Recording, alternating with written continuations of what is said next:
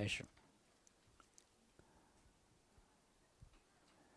我们接下来的这一段时间呢，我们都会讲解具体的怎么样我们脱去这个旧人，然后呢穿上新人。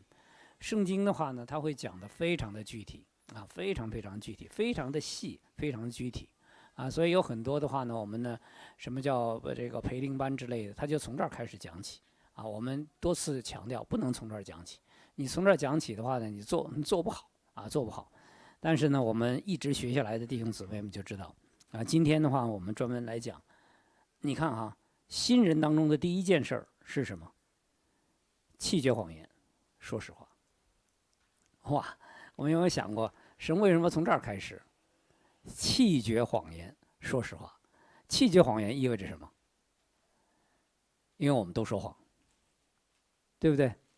所以神说，把你的说谎的那个习性丢了，对吧？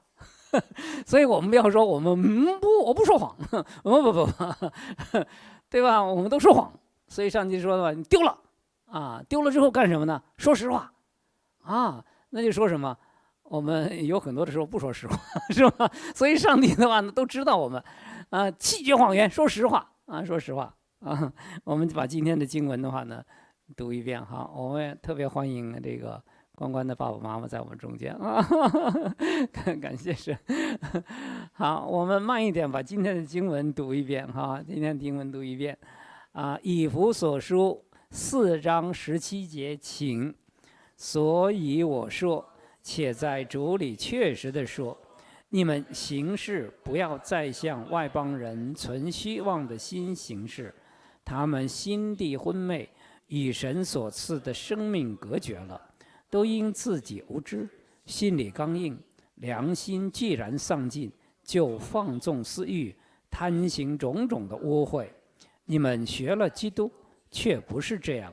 如果你们听过他的道，领了他的教，学了他的真理，就要脱去你们从前行为上的旧人。这旧人是因私欲的迷惑渐渐变坏的，又要将你们的心志改换一新，并且穿上新人。这新人是照着神的形象造的，有真理的仁义和圣洁。所以你们要弃绝谎言，个人与邻舍说实话，因为我们互为肢体的。好，我们一起祷告。那在天上的父，谢谢你再次把你的孩子们召集在你的话语面前，我们听你的话，这话是生命，来改变我们的生命，让我们真的是学会了，因为这就是我们应该有的样式，脱去旧人，穿上新人那我们常常为什么脱不下去，穿不上来呢？就是没有足够的话语在我们的心里。那我们今天就好好的在你的话语面前，我们来受教，我们来改变。祝福我们今天的时间，听我们这样的感恩祈求，都是奉靠主耶稣基督的名求，阿门。好，我们首先来问一个问题我们来看如何操练呢？我们穿上新人。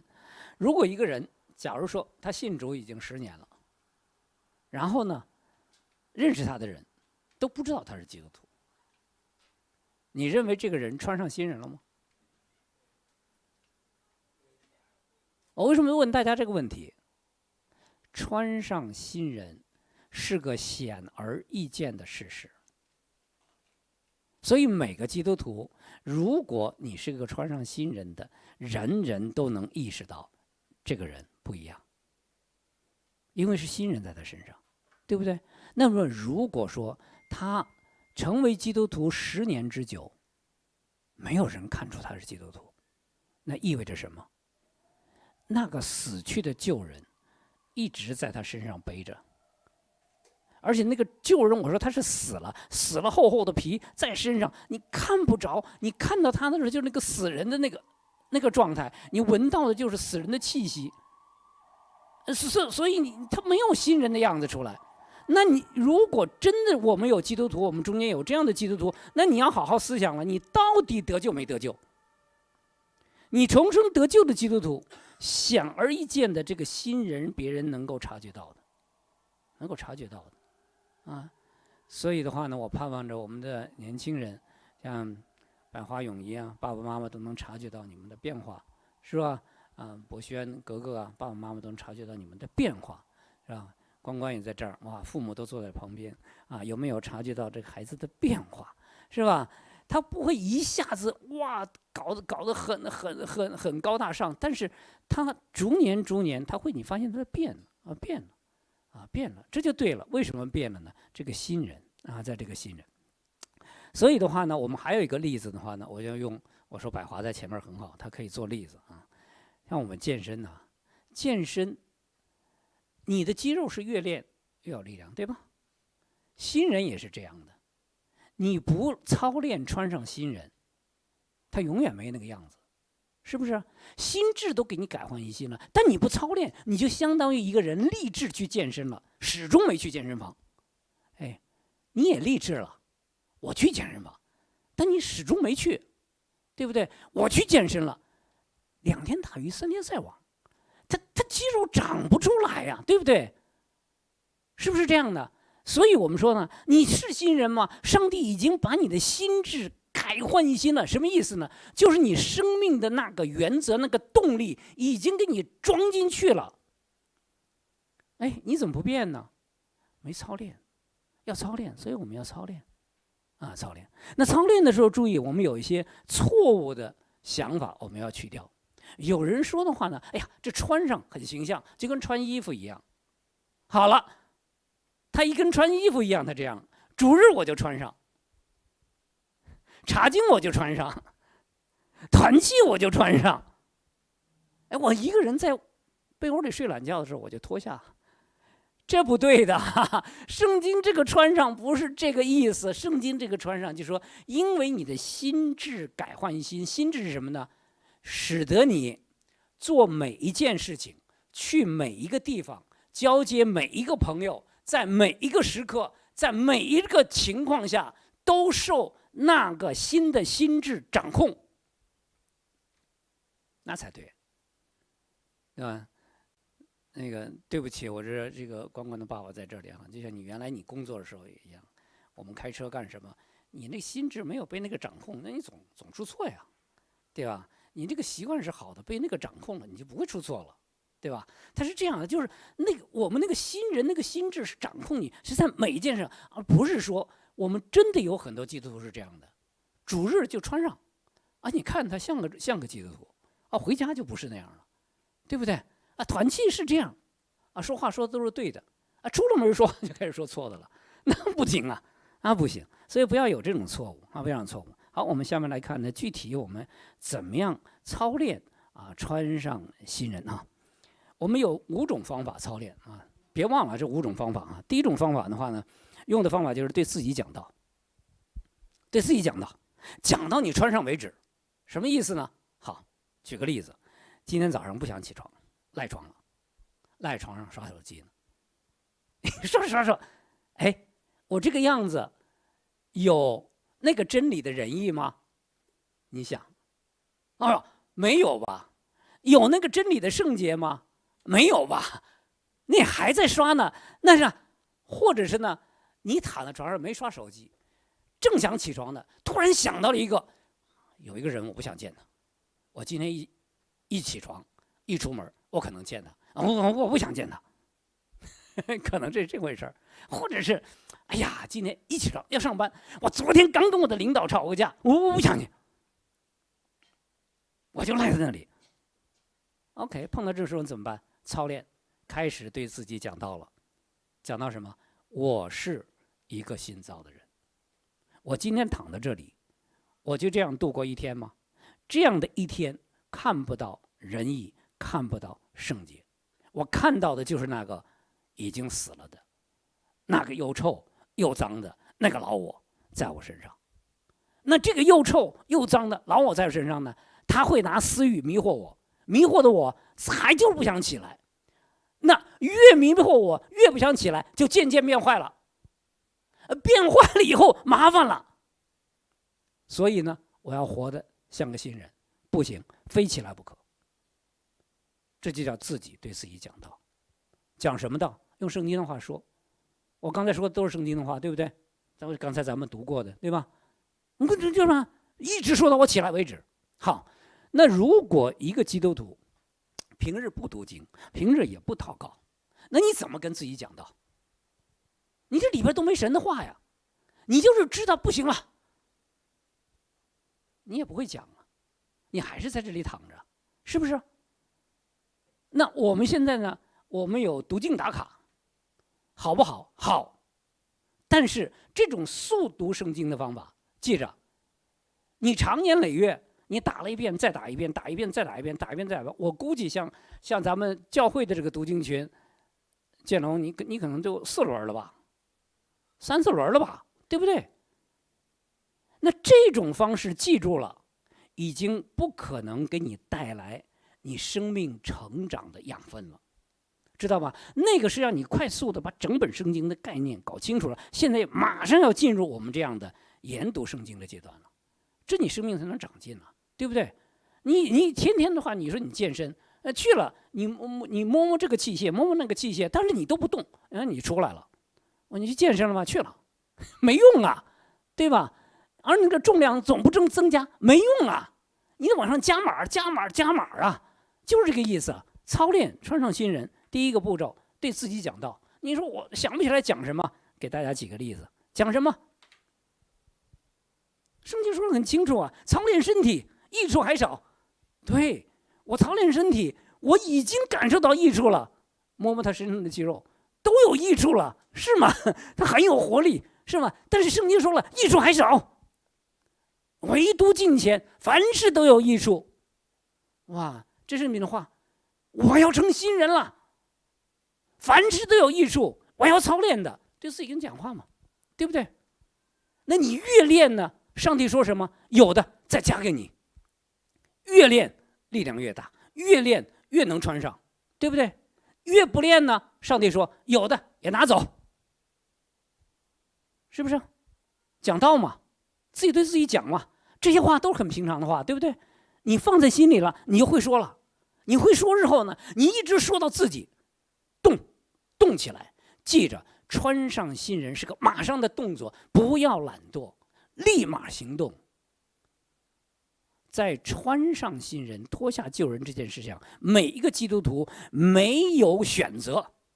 你说我等会儿吧，没那可能。你是不是基督徒？是基督徒，你就必须这2个动作都做。为什么？因为从你成为基督徒那一天，你就不是自己的人了，你就是神重价买来的，你就是被神，你的心智已经被神更换一新的人，你就是要做耶稣基督的仆人了，所以你没得选择，没得选择。而且神说了，你这新人，别人看得出来了，这新人是什么？是照着神的形象造的。不仅如此，有真理的仁义和圣洁。我们再提一遍哈，什么叫真理的仁义圣洁？仁义就是你的生活行为言谈举止合乎上帝要求人对人之间的原则。人跟人之间交往，上帝有个原则，你只要合乎这个原则言谈举止，上帝就说你这个人是个仁义的人。什么叫圣洁呢？上帝要求你跟上帝之间的关系，你怎么跟他来往建立关系啊？叫做圣洁。你符合这个条件了，你就是圣洁，是吧？所以我们这个新人呢，就是这个样子了，就是这个样子了。所以我们要对自己讲道，继续讲什么？我现在是什么了？我现在新人了，我新人是光明之子了，我新人已经不是在黑暗里了。不是在黑暗里的人什么？不要睡觉像别人一样了。神说得很清楚啊，你是新人了，你要起来了，别睡了。看到没有？跟自己讲嘛，说得很清楚。我们不要睡觉像别人一样了，你要警醒。为什么？你睡着的时候一闭眼，你在黑暗里；你醒了，2眼一睁，你在光明里。上帝说了，你不在黑暗里了，在光明里了，你在光明之子了，是不是啊？然后的话呢，讲到总要披戴主耶稣基督，不要为肉体安排放纵私欲。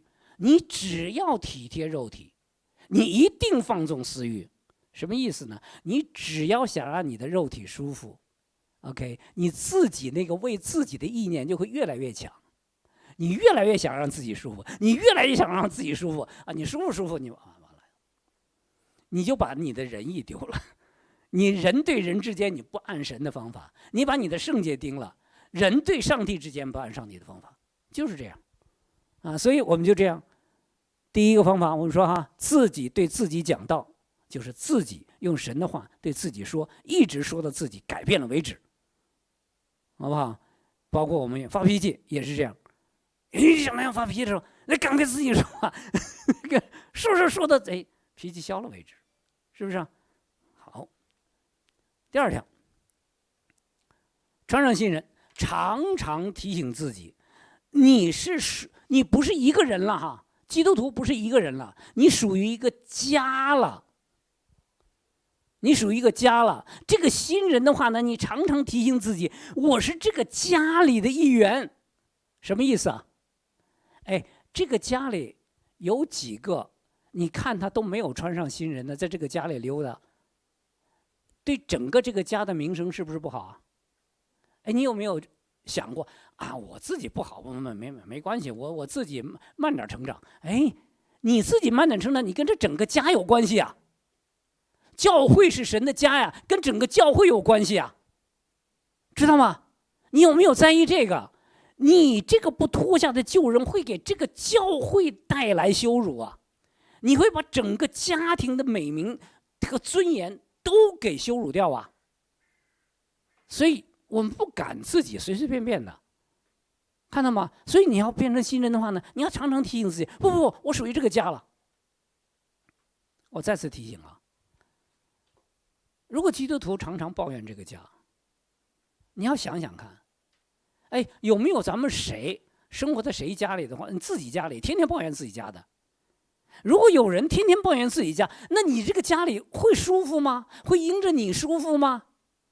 你这个家别人会怎么看你吗？所以如果是基督徒天天这样的话，我告诉你，是天天散发着那个救人的臭气，对吧？你抱怨东，抱怨西，抱怨这个，抱怨那个。好，你抱怨，你忘了没有？你抱怨的这个身体，你可是这个身体上的一个肢体。你是在抱怨自己，对不对？你没有想，没事，我抱怨的全是那个脚趾头，我没有抱怨这个手指头。你抱怨的都是这个脚趾头，这个脚趾头跟这手指头都在一个身体上长着呢，是不是啊？就是这样啊！你说不行了，我这个腿瘸了，你长得脸再漂亮，你腿瘸了，人家也说太遗憾了，对吗？所以你得明白，常常提醒自己，不可以这样，总抱怨，好吗？好，第二点操练哈，第三点操练，常常提醒自己什么？我们可是在这个世上做客旅的哈，我们可是在这世上是在异乡做客的人呐。我们常常提醒自己，我们是在异乡做客的人，什么意思啊？你走到大街上哈，那些没有信耶稣的人，他特别喜欢看你啊。为什么？我们说了，现在反正是哪国人都有了，是吧？那以前的话呢，那很多我们没见过外国人的，一个外国人来了，好多人跟着看，对不对？是不是这个样子？一样的，我们基督徒你也是这样的，你是基督徒了吗？你是基督徒跟别人不一样了，对不对？那好了，所有的外邦人要注意看你呢。你有没有想到，你不穿上新人，别人怎么看你呀？对不对？他看你怎么说啊？看你一样的，百华，我今天看他，我跟10年前一样啊。10年前他干坏事，他现在还干坏事，那不是这样的呀，是不是啊？他看的不一样了，为什么不一样？你看什么？你们在外邦人中，你看到没有？要求基督徒干什么？我们的品行要格外端正。所以我说了，基督徒如果你的道德品行还达不到我们通常的平均水准的话，那丢死人了。你敢说你是基督徒，别人就说你这，我怎么不知道基督徒是这样呢？是不是？你要不要穿上新人？你一定要穿上的呀，因为神说的很清楚，你们在外邦人中应当品行端正。外邦人在看，这个人是品行端正的吗？是啊，而且很端正啊，不一样。不一样，看到没有？所以我们要提醒自己，我们是在异乡。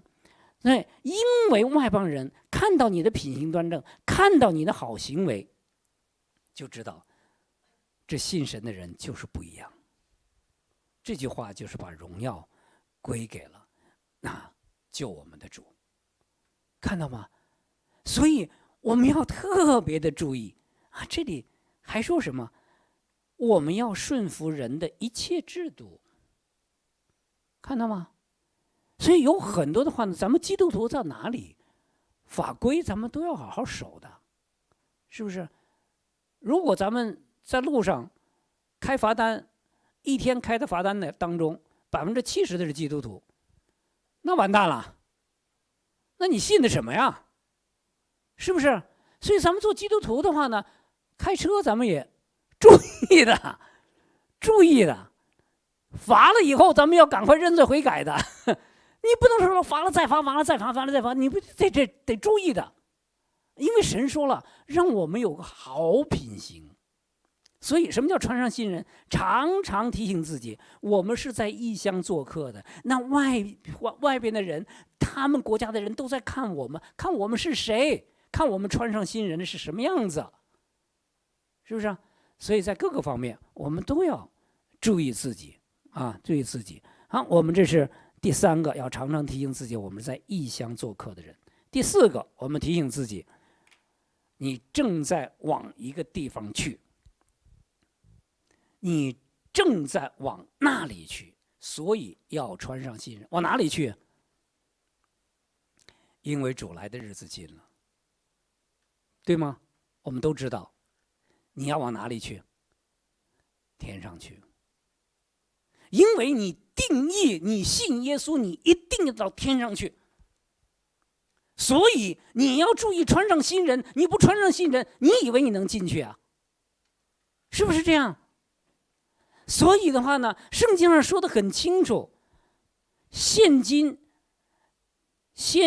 就是该趁早睡醒的时候。什么叫睡醒的时候？我说穿上新人是立马的动作，赶快行动起来，再别懒了，再别等了，再别拖了。神说的就是该睡醒了。为什么该睡醒了？耶稣基督快来了。你看没有？说的你，因为我们得救，现今比初信的时候更近了。离哪里更近了？离天堂更近了，离耶稣基督再来的日子更近了。所以我们就当脱去暗昧的行为，带上光明的兵器，是不是？脱去旧人，穿上新人，是吧？所以别等了，要不要操练？要操练了我们说第4点操练，提醒自己，我正在往哪里去。你要操练，因为神说了，有一天我们必得见他的真体，和他面对面。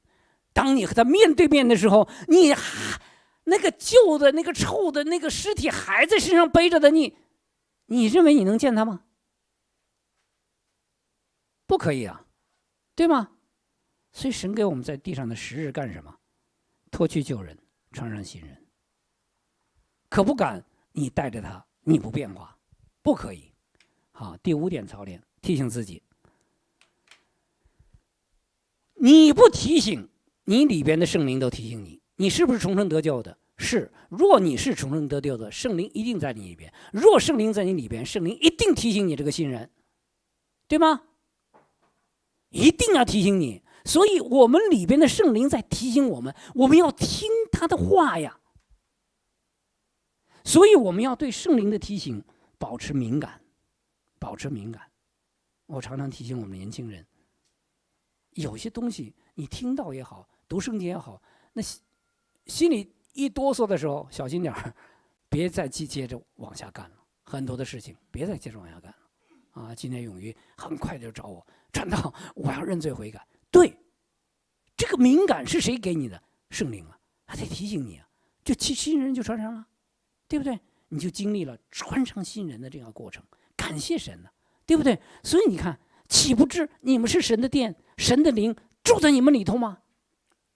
你不听他的话，他在里面总说话呢，总说话呢。你要听，要听。所以，如果我们不听圣灵的话，你任凭污秽进入你的心的时候，记着，圣灵会为你担忧，圣灵会为你伤心，圣灵会转眼不看你，那就麻烦了，那就麻烦了。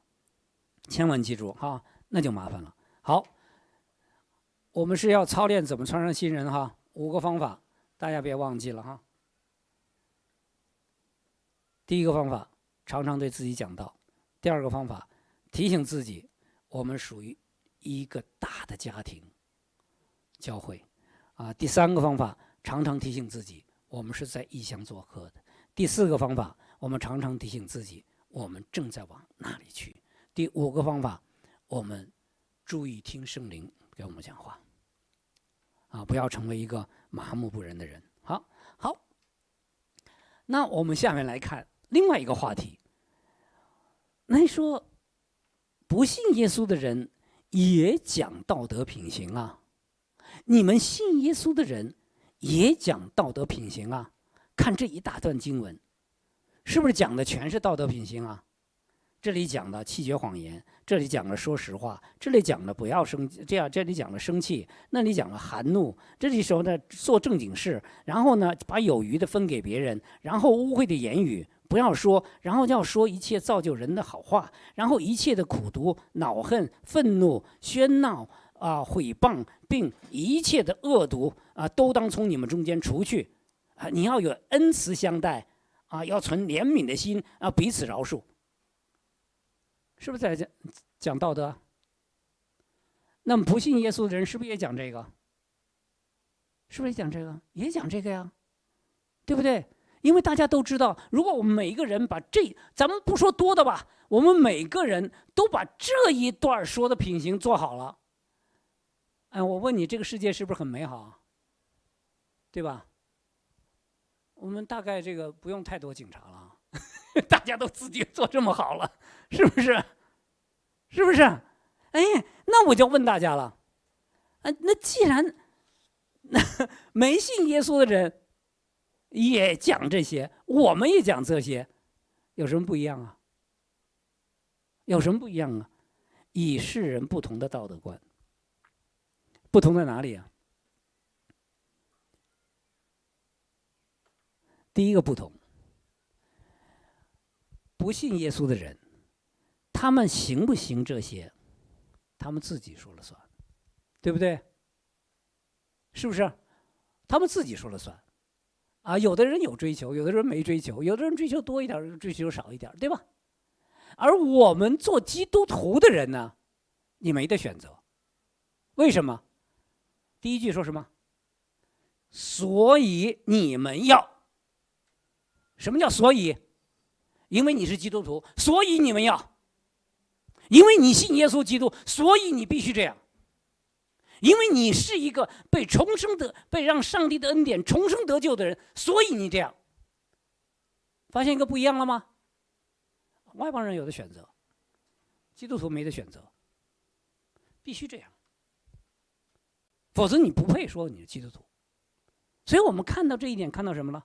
上帝不认主日的基督徒啊，只主日去一下教会的基督徒，上帝不认。你说吧，上帝不认你，上帝不认私底下自己一个人苦修的基督徒，上帝不认。我们刚才说了，上帝把我们基督徒放在一个家里，上帝不认。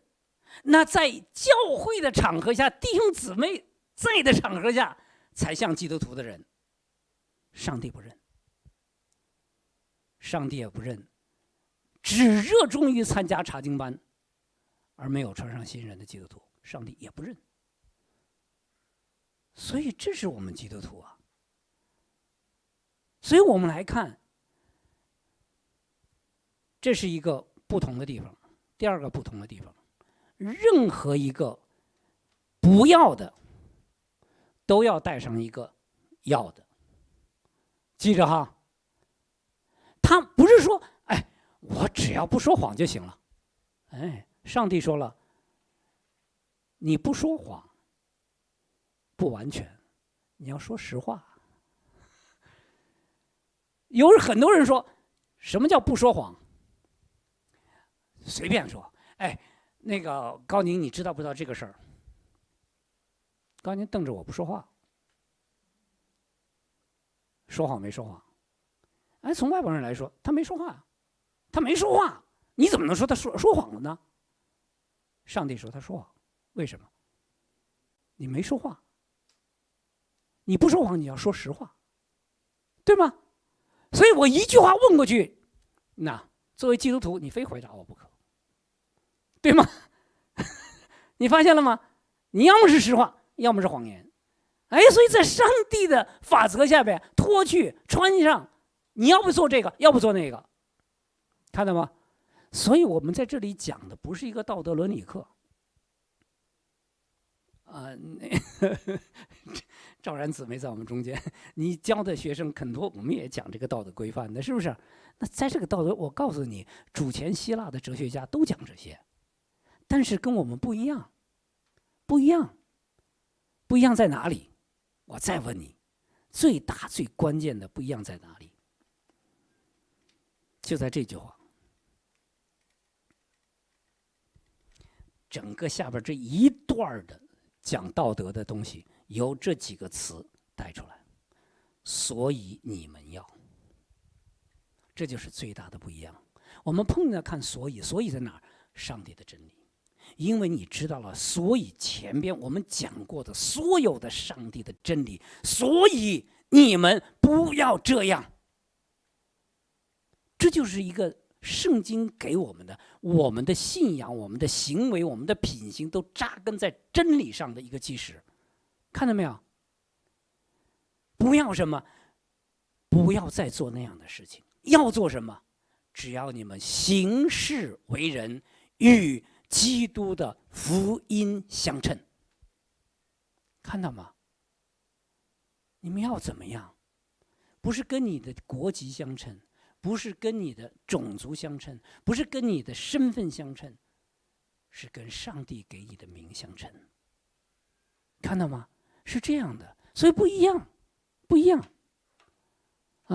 我们的关键不一样在我们的行事为人必须跟基督的福音相称，所以你们要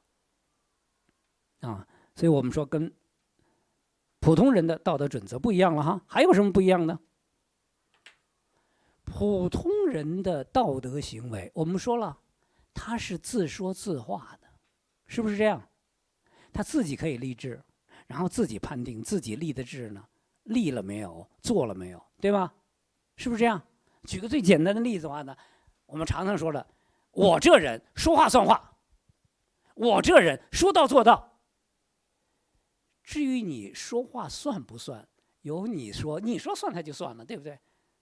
你说我说到做到，那由你说你做到了还是没做到，是吗？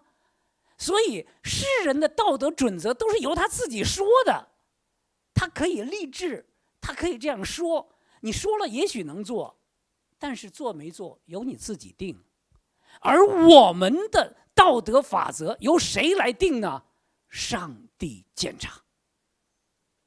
看到吗？上帝监察，上帝监察什么？不看你外在什么，看了，也不看，也不听你说了什么，听了。除此之外呢，我是那查看人肺腑心肠的。看到吗？上帝要看到你的意念里边。你说看到意念里边就看到了呗？哇，可不得了啊！上帝一旦进入你的意念之后，上帝说什么？我要照你里边那个东西报应你。哇，你怕不怕？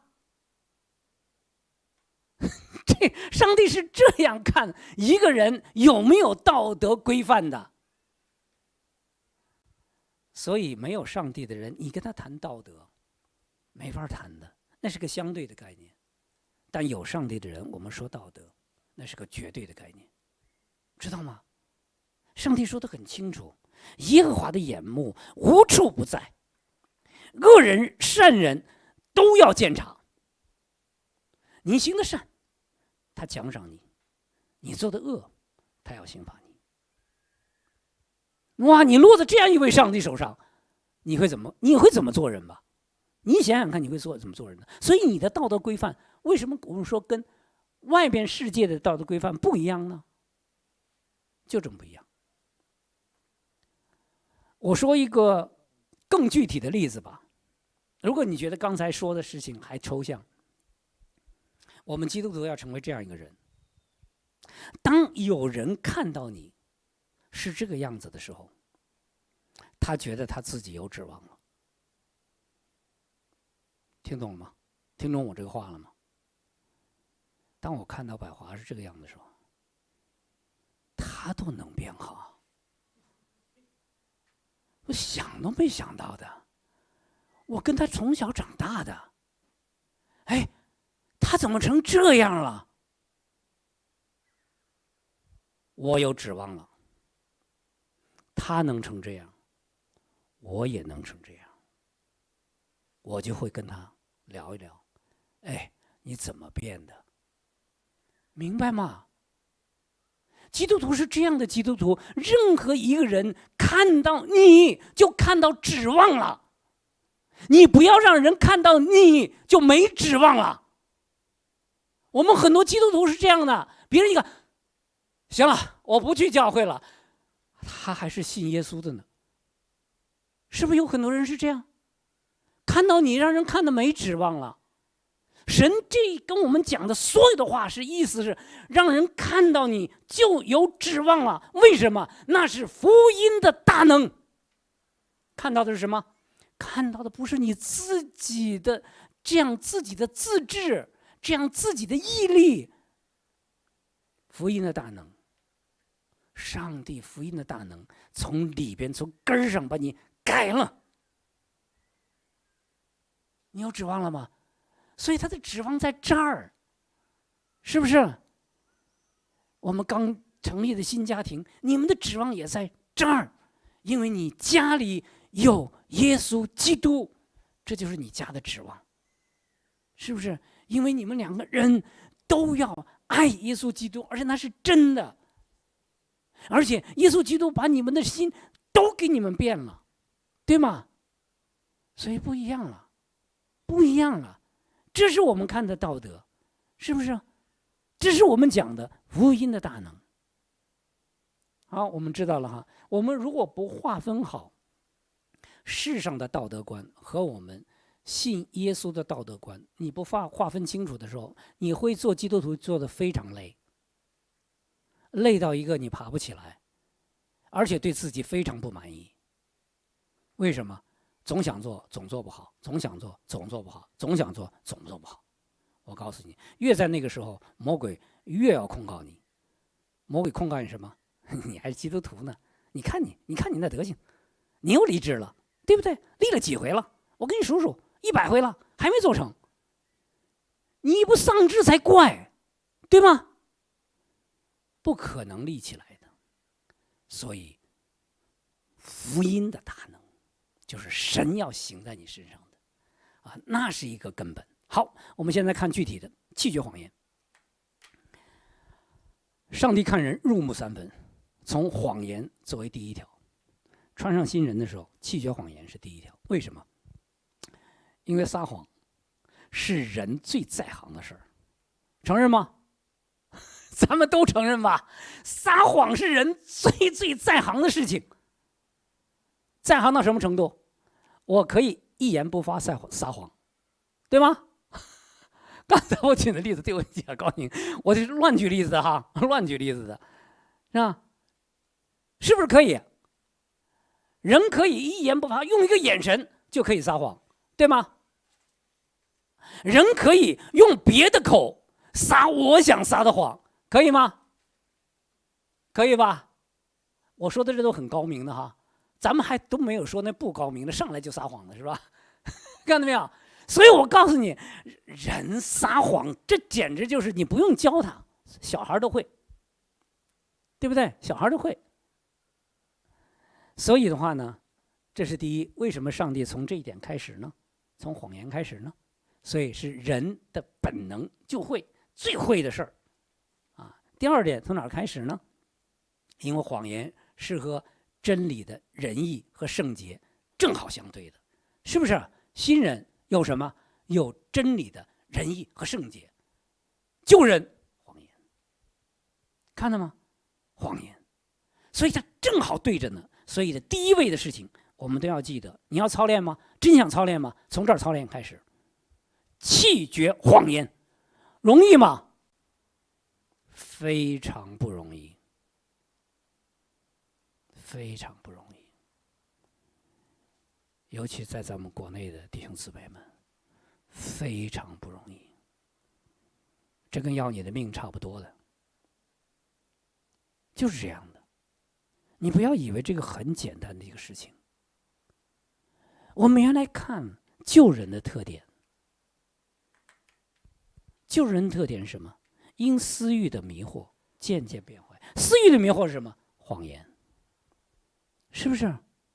从那开始，所以神都知道，所以说从这儿开始，从这儿开始，弃绝谎言，弃绝谎言。谎言和真理是对头。你看，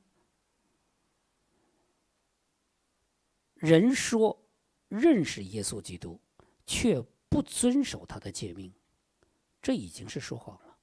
为什么呢？因为谎言跟真理是对着的。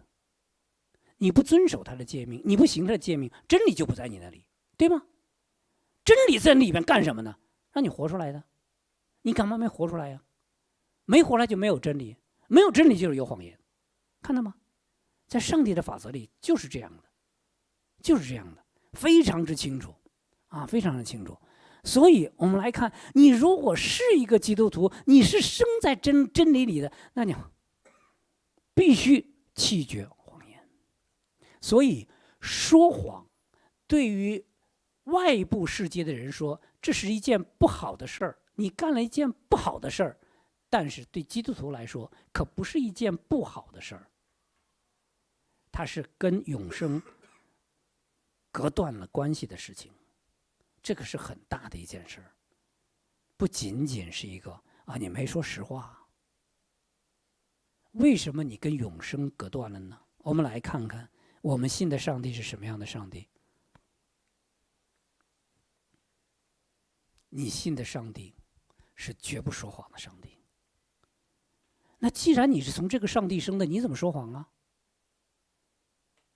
对，我们都知道啊。光光长得像爸爸妈妈，对不对？不用说。那你说你是像神的，神绝不说谎。你为什么说谎？所以我们看到了，神喜欢什么样的人？神喜欢的是内里诚实的人。那你为什么说谎？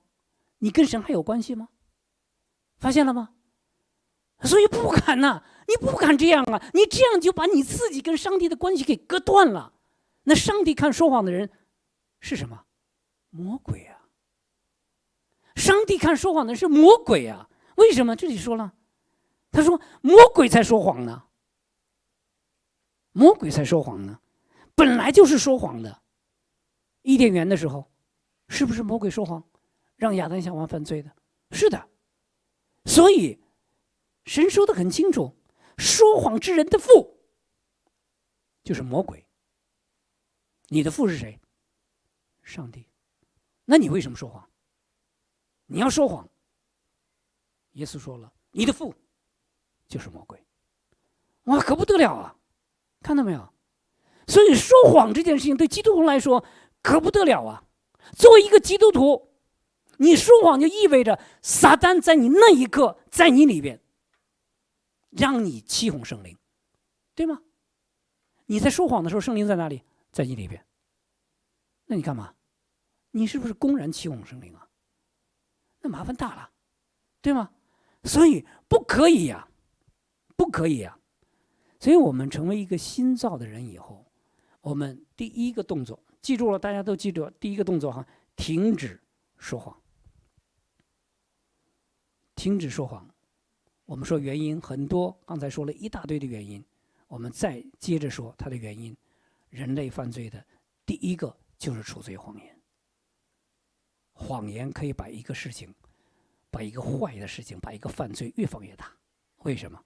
因为你说谎了，你要 cover 它，你不让人知道，不让人知道，用个更大谎言去了它，然后再用更大谎言呢，你这个事儿就越弄越复杂，我最后完了，收不住了，是不是这样？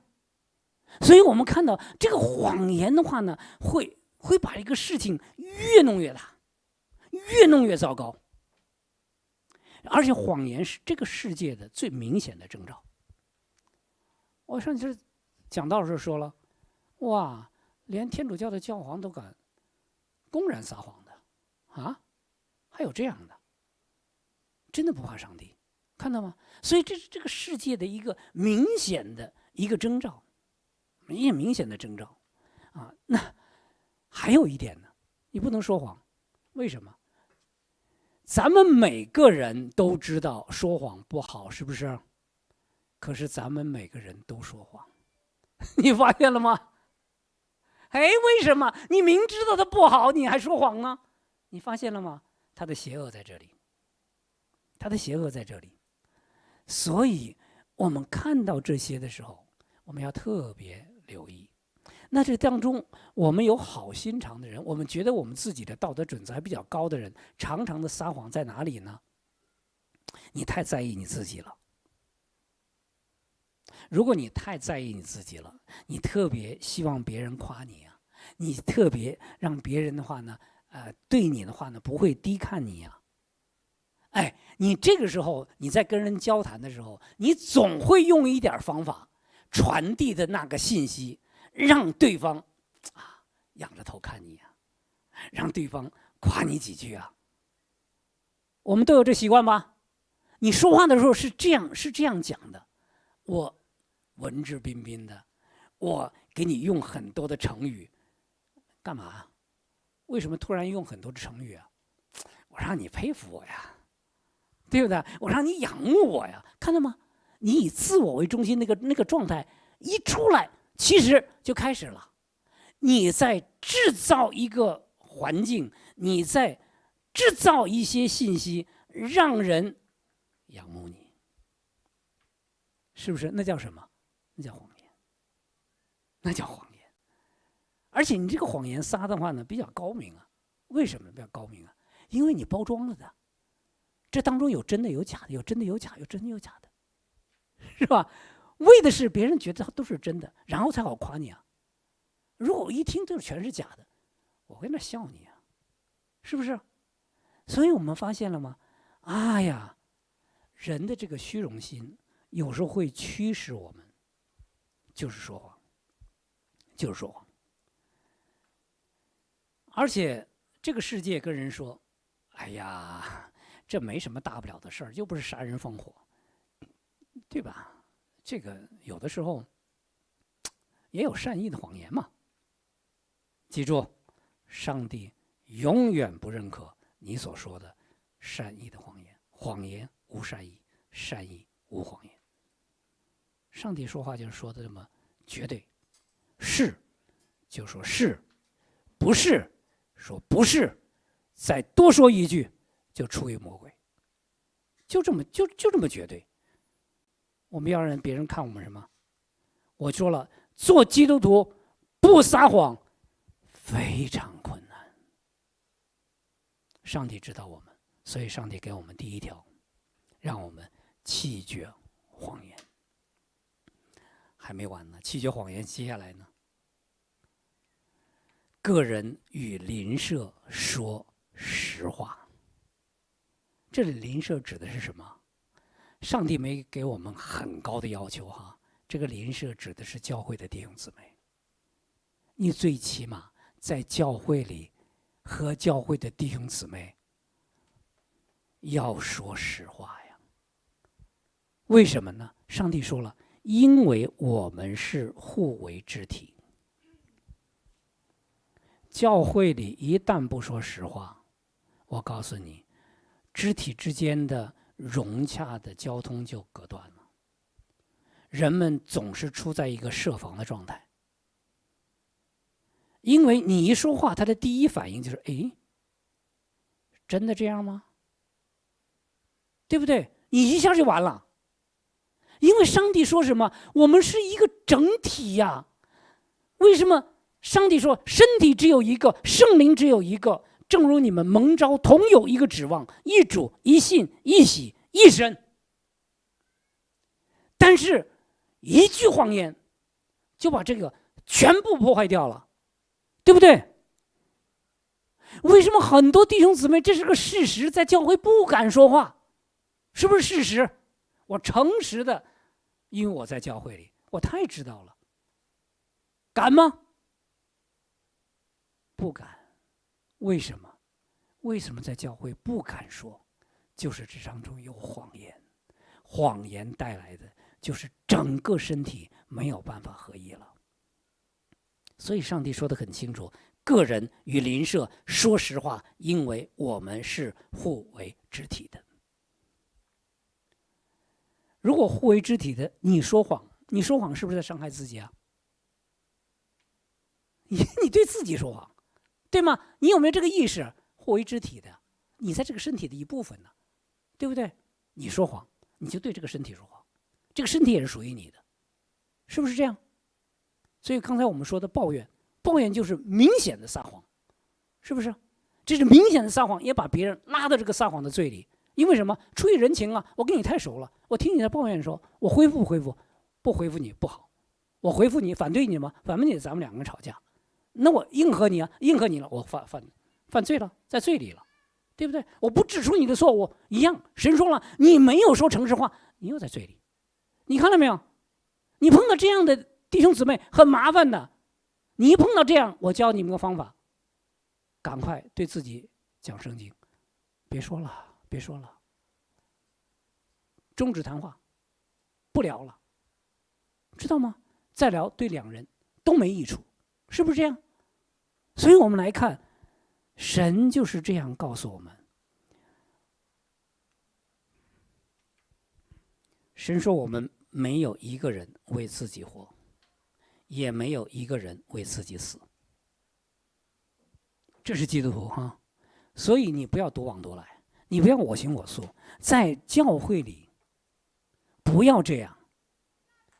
而且你要特别注意，谎言一旦介入，就有损于一个团契，就有损于一个身体。所以我们每个人都在这方面的话呢，要努力，使得咱们教会慢慢是弟兄姊妹们之间是可以说一些话的。我们甚至有的弟兄姊妹说，我很苦恼啊，传道。我说苦恼什么？这么多年在教会，我没有属灵的伙伴呢。我听明白了你这句话什么意思？什么叫没有属灵的伙伴？你不敢说话的伙伴，是吧？什么叫属灵的伙伴？我翻译就是你想跟他说什么就说什么的伙伴，是吗？但是说什么？说诚实话。你不要想说什么就说什么，弃绝谎言，说诚实话。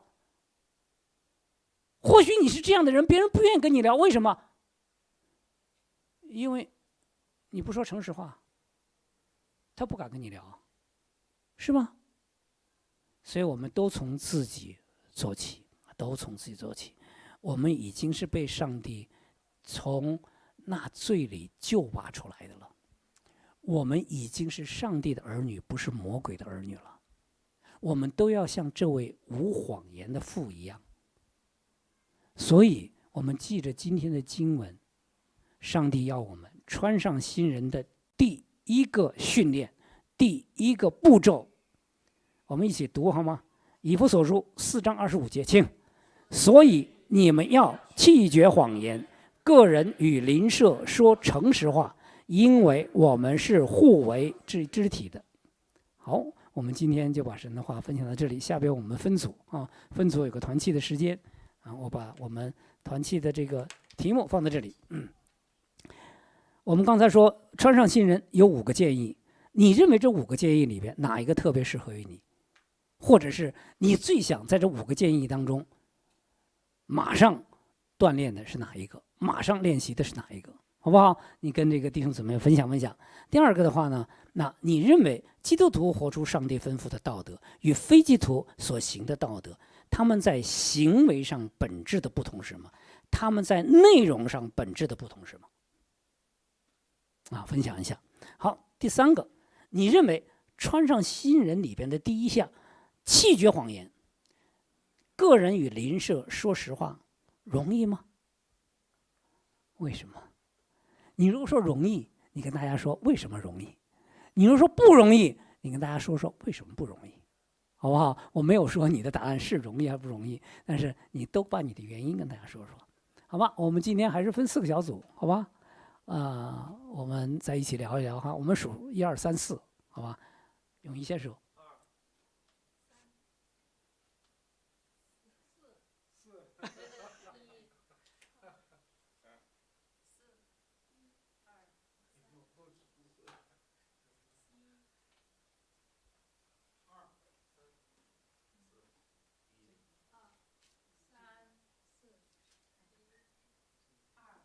好，一组在这里，1组在这里，2组在那里啊，3组在那里，4组在那里哈，分组了，都分开了，分开了怕不怕？没问题啊，会跟大家多聊一聊。1组在这边哈，2组在这边，3组在那边，4组在那边。